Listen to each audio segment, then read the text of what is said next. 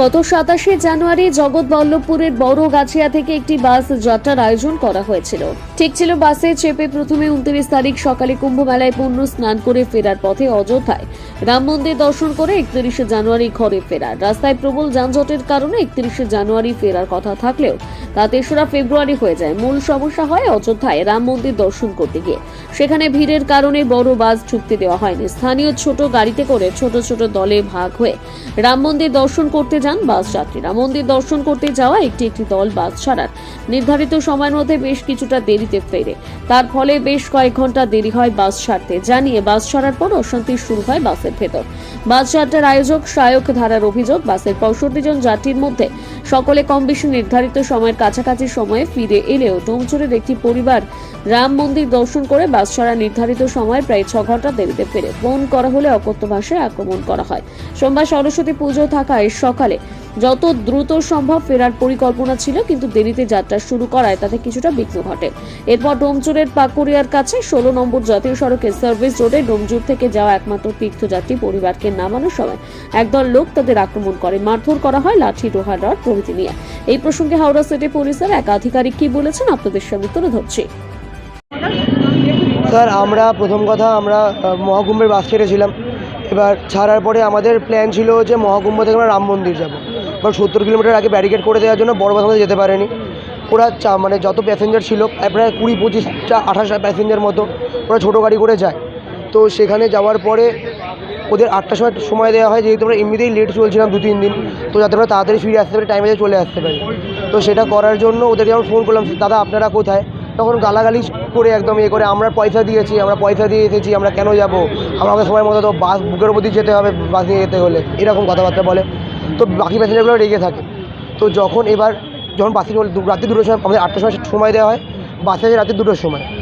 রাত্রি 2টোর সময় বাস ছাড়ার পরে ওরা ড্রাইভার যখন বাস চালাচ্ছিল তখন একবার ওদের গামছা জানলায় ঝুলিয়ে রাখছে, একবার পর্দায় ঝুলিয়ে রাখছে।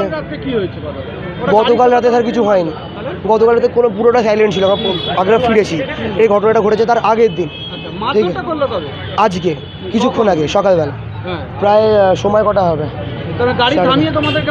ব্যাপারটা হচ্ছে ওদের ফ্যামিলি যেহেতু ছিল, আমরা সবাইকে নামাতে আসছিলাম। আমাদের বলা হলো আমরা এখানে নামবো।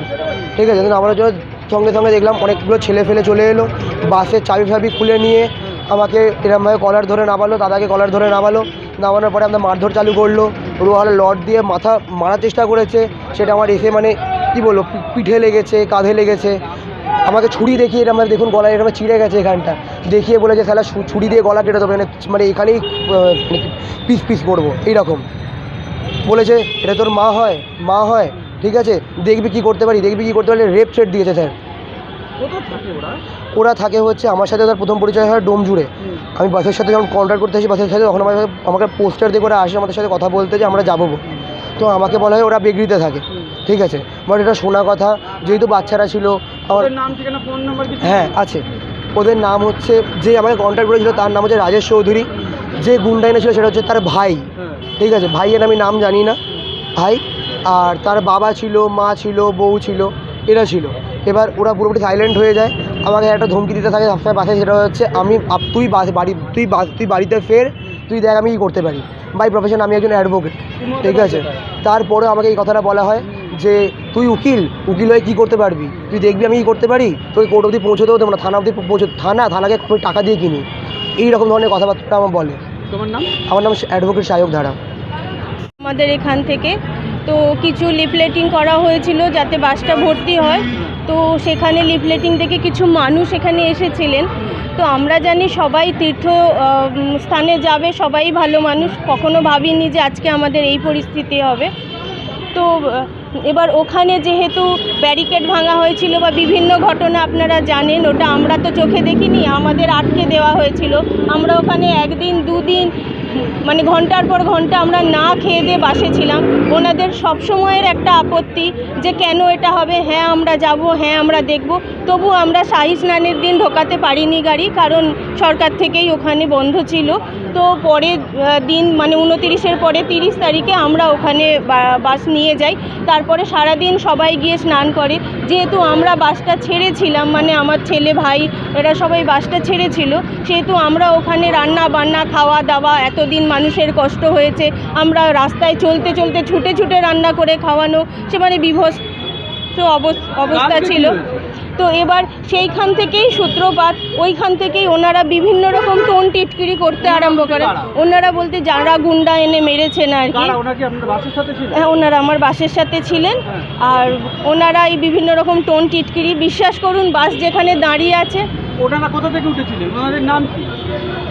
ওনাদের নামটা আমার রাজেশ চৌধুরী। ওরা কোথা থেকে উঠেছিল? হ্যাঁ রাজেশ চৌধুরী অ্যান্ড ফ্যামিলি।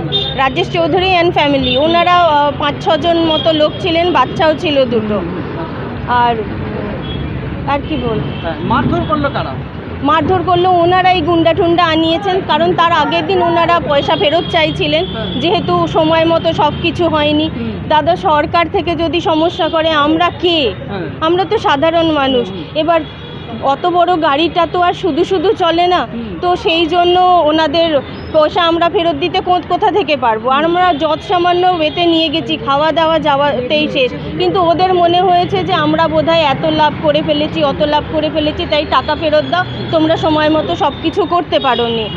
এটা একটা ছিল। তাছাড়া ওনারা কালকে রাম মন্দির বেড়াতে গিয়েছিলেন, কালকে না পরশু দিনকে ওনারা রাম মন্দির গিয়েছিলেন, কিন্তু বাস আটকে দেওয়া হয়েছিল 70 কিলোমিটার আগে। তো বাস, এত বড় বাস যাওয়া তো সম্ভব ছিল না। তো সেই জন্য থেকে মানে ওরা আলাদা গাড়ি করে চলে যায়, আমরা যাইনি, কারণ আমরা ম্যানেজমেন্টে আর অতটা দূর আমাদের পক্ষে সম্ভবও ছিল না। তো আমরা যাইনি। তো সবাইকে বলা হয়েছিল 8টার মধ্যে চলে এসো, কারণ আজ সরস্বতী পুজো, সময় মতো সবাইকে বাড়িতে ঢুকিয়ে দেওয়া হবে। 4টে গাড়ি মনে হয় ওনারা ছেড়েছিলেন, একটা সময় মতো ফিরে আসে, বাকি 3টে ওখানে আটকে থাকে। আটকে থাকার কারণ 2টো গাড়ির লোক ভর্তি হয়ে যায়, শুধুমাত্র ওনারা সময় মতো এসে পৌঁছননি বলে। আর সময় মতো এবার আমাদের এখান থেকে ফোন করলেও সেখানে বাজে ল্যাঙ্গুয়েজ দিয়ে ওনারা এরকম বলেন, ফোন রাখ, আমরা আমাদের মতো করে ঘুরবো, মানে ওটা সব কিছুই ওনাদের গাজোয়ারি কথাবার্তা। আমরা কি করতে পারি? এই ছেলে দুটো সমানে হাত জোর করে করে ওদের ঘুরেছে, মানিয়ে নিন, এই করে নিন, ওই করে নিন, সমানে। এবার ওনারা 8টার জায়গায় 10টাও চলে গেল, ওনারা রাত 2টোর সময় ফিরেছেন। ফিরে এসে এমন কিছু ওখানে ব্যবহার ওনারা করেছিলেন যেখান থেকে আমাদের ড্রাইভারের অসুবিধে হচ্ছিল, কাঁচ খুলে দেওয়া, পর্দা উড়ে চলে যাচ্ছে। ড্রাইভার সাহেব বলেছিলেন যে পর্দাটা আপনি সরিয়ে দিন, তা নাহলে এ হবে। তো ওরা শুনছিল না বলে এরা গিয়ে বলাতে খুব বাজেভাবে ওখানে গালিগালাজ করে, তো এরা ফিরে চলে আসে। এবার যে মানুষগুলো ওখানে সারাদিন বসেছিল ওদের অপেক্ষাতে, তারা মনে হয় একটুখানি ক্ষিপ্ত হয়ে গিয়েছিলেন, যার জন্য ওনারা একটু চেঁচামেচি করে। চেঁচামেচি মানে ভালোই চেঁচামেচি হয়, তারপরে সেই আমরাই থামাই। তো ছিল তো আমার জানা নেই, জানি না বাসেরই কোনো পাবলিক হবে, আমরা তো সেই মুহূর্তে ওখানে ছিলাম না যে আমরা বলতে পারি। আমি তো কাউকে চিনি না, ওনারা সবাই আননোন ছিলেন। ওনারা বললেন বাস এখানে দাঁড় করান, আমরা দাঁড় করালাম। আমরা জানি বাচ্চা নিয়ে আছে, নেবে যাবে, কি করে জানবো যে এটা হবে? তারপরে দেখি 25-30টা ছেলে এসেছিল। ওটা মনে হয় পাকুড়িয়া পড়ছে জায়গাটা, পাকুড়িয়ার রাস্তার উপরে ওনারা ওটা মারধর করেন। এবার শুধু মারধর করেননি, ওনারা লোহার রড দেখিয়েছেন, তাছাড়া ওই কি বলে দানা ভরে দেবো, এরম একটা ভাষা ওনারা ইউজ করেছেন। চাকু জানি না, অত জানলে তো চিনেই ফেলতাম, তাহলে তো বলেই দিতাম।